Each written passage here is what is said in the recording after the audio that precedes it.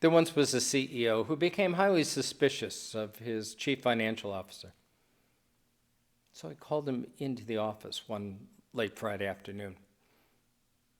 He said, I've been going over the books, and I find some things that are highly irregular here. I've got some problems. I've called for an audit. But I think you should be prepared. I don't like what I see. But we'll wait for the audit to finish. But I would begin to make plans, because you're done here. There's no way I can keep you on. I just don't trust you. The chief financial officer left the office devastated. What was he going to do? He was going to be fired. And finance had been his life.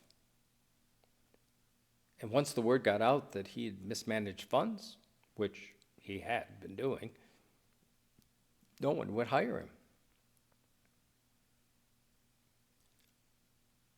I'm lost. The thought of doing real work, manual labor, ew. That's just gross. There's no way I could handle it. I'd be dead in a week. And, I've got thoughts about welfare. There's no way I would go on assistance. What am I going to do? And then he has this aha moment. I got it. He begins to call his creditors. He says, hey, that account you have with the company for $1 million? Yeah. Well, I got good news for you. We've had a windfall. We'll be happy if you pay back $500,000. Next one takes an account of $50,000, makes it $25,000. And on he goes, down. Well, the CEO finds out what he's been doing. He's made a lot of people happy with his dishonesty. You would think at this point he's going to get fired on the spot. But amazingly, the CEO commends him for his shrewdness, his ingenuity, his creativeness. Wow, you are really good at this financial stuff.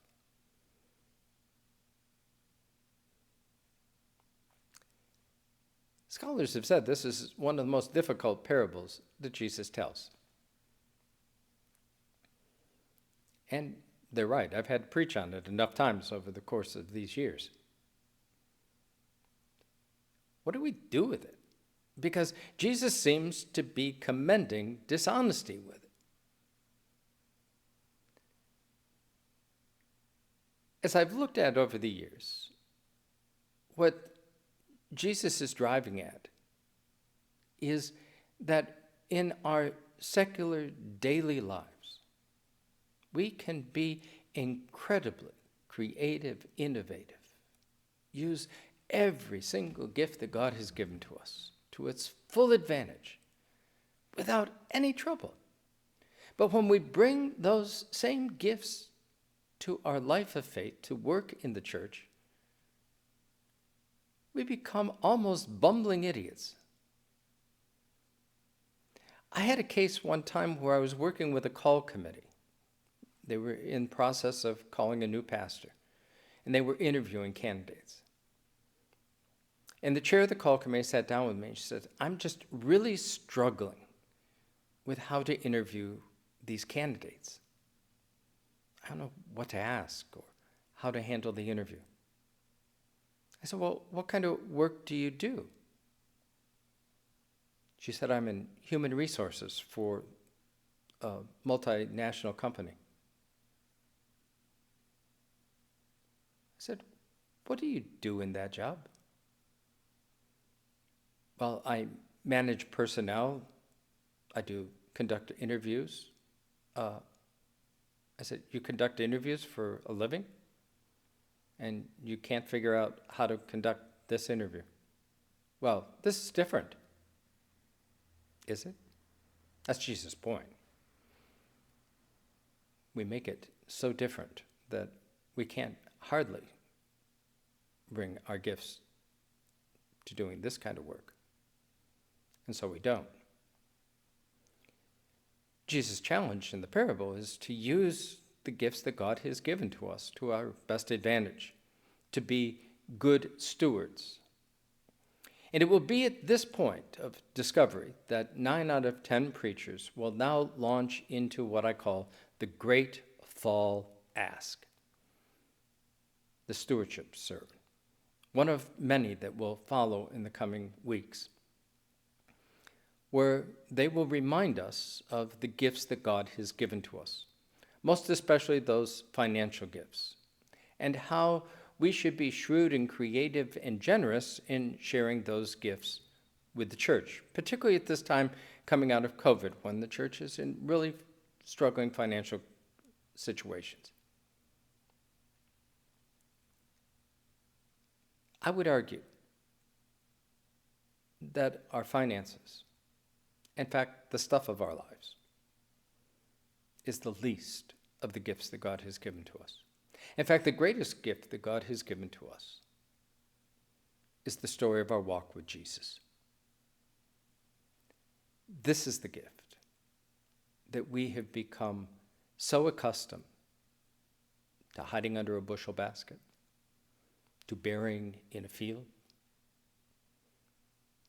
to keeping from others. And yet, it is perhaps the greatest gift we can give to another person, is to share this walk, this encounter with Jesus that we have experienced over the course of our lives. Now, most of us will say, well, it's really not a story worth telling, or I'm not sure I really have a story. It's been one of my great delights in doing work in evangelism as I do my front porching series, to begin to help people recapture their stories, to chart them, to retell them. And how often I've had people come up to me and say, I couldn't have made this walk. I couldn't have gotten through all this stuff if it had not been for my faith, if it had not been for God, if it had not been that Jesus was there with me. I said, have you ever shared that story? Well, no. Yeah. Or standing at a funeral and having a widow say, I don't know how people without faith do this. Well, have you shared how people of faith do this? Well, I couldn't do that. These are the stories, our walk with Jesus, that are critical for the future of the church and the life of people's faith. These are the great gifts that God has given to us. And how do we begin to share them? How do we tell those stories? I'm not an advocate of going around knocking on doors or stopping people on the street. I find that God puts into our lives those who need to hear our stories. We just need to be willing to share them. It's been one of the great discoveries recently as my biological mother and I have been reunited. And it's amazing how many different places and ways that story just creeps up. And we're amazed at the reaction people have to it. I mean, they break down in tears sometimes. Or as one woman put it the other night, I just got goosebumps all over me. They can recognize the presence of God in the midst of that story. Or I've got a good friend that is a cancer survivor. She has been very willing to tell her story, the story of her struggles, the story of how her faith has guided her in the midst of that.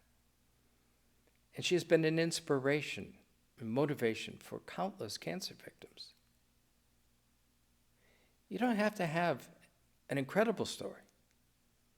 In fact, the more basic, the better, because most of us just live basic lives And it's that day in, day out grind with God in the midst of all the stuff that we deal with, the mundane, the routine. How does God walk with us in the midst of that? Now, before you tell me that you couldn't begin to do that, I know that you are very creative and innovative in telling stories, because I follow many of you on Facebook. I know you can do it, because I know what you drink in the morning. I know whether you are a morning person or not. I know a whole lot about you, what you eat, what you like to do for fun, what your work is like when you're having a bad day. Have you ever thought about sharing a journey of God on a particular day?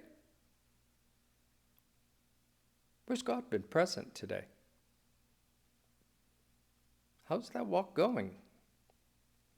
Where's the struggles? It's been my experience over the 40 years, you will have a greater impact on the future of the church than I ever will, because you reach people where they live and work and play. So think about sharing your story today with somebody that maybe has never heard it. And don't be surprised if God puts somebody in your life to do that.